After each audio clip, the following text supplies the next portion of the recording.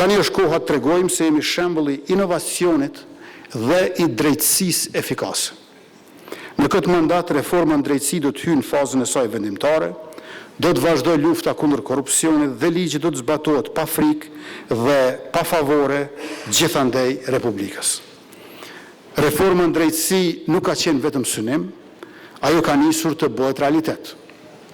Ligji për Byron shtetërore për konfiskimin e pasurisë pa justifikueshme duhet të ecë përpara së bashku me vettingun, ashtu që drejtësia të bëhet edhe e drejtë, edhe e shpejtë, edhe e besueshme. Do të themelohet prokuroria e re specializuar për çështje e krimit të organizuar dhe korrupsionit dhe zyra për hetime disiplinore.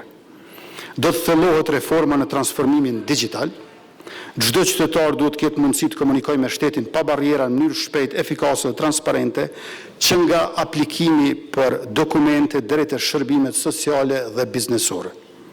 Digitalizimi është mjet për të shërbyer çdo qytetari dhe do të përdoret për progres shoqëror, zhvillim ekonomik të qëndrueshëm, llogaridhënie të gjerë dhe cilësi të lartë.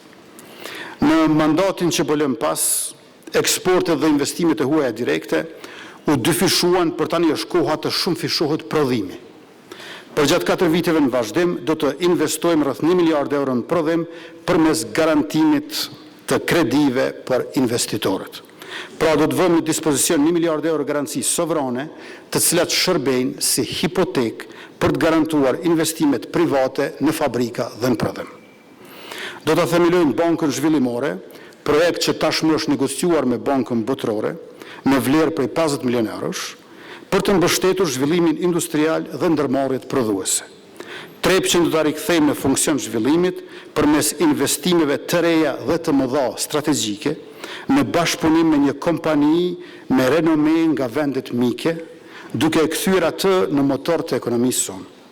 Do të ndahet një fond prej rreth 50 milion euro për skanimin e plot të burimeve tona natyrore dhe futjen e tyre në ekonominë në funksion të zhvillimit. Bjeshkët tona të larta e të bukura nuk do të shijohen vetëm nga larg, por do të përjetohen nga afër duke investuar në turizëm malor.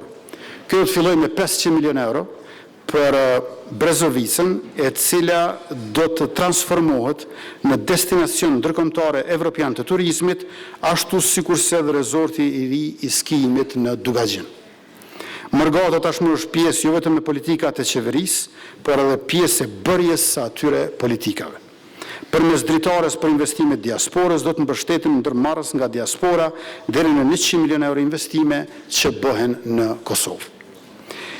Mërgata tashmë është pjesë pra e politikave të qeverisë dhe ajo do të jetë e pranishme në dikasteret ekzekutive të qeverisë së re.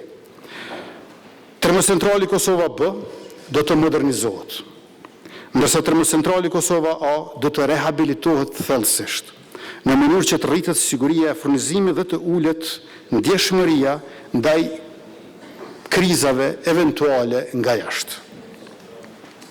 Kapacitetet nga era do të rriten më shumë se 2 fish, në 305 MW nga 135 MW, sa janë aktualisht.